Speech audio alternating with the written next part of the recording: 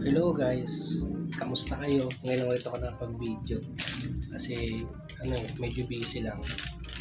Kunwari. So meron ako itong coffee ko black. So titimplahin ko yung kalahati. Tapos lalagyan ko siya nito.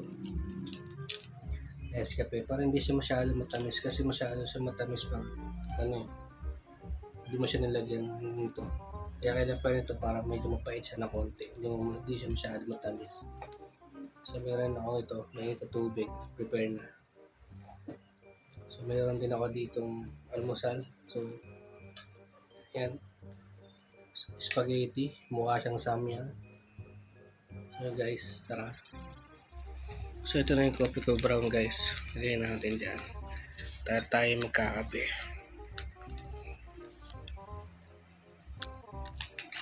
Yan.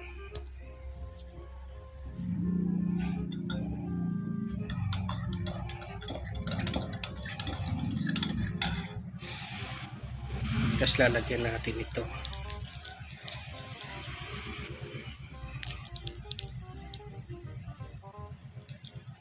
Kalahati lang para di masyado mapait.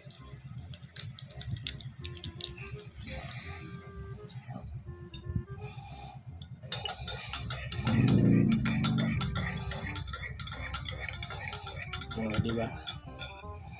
It's good. So yun na, tapos na natin siyang timplahin, diba? So lalasahan natin kung masarap, kung mapait talaga. Yun daw kasi yung gawin ko, sabi ng kaibigan ko. So yung kaibigan ko, shoutout sa'yo.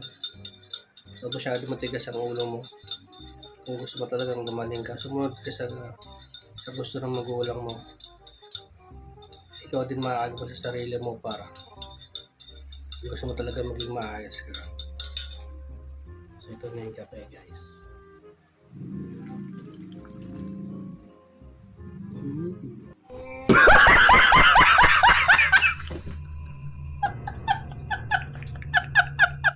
Sorry. Sobrang pait.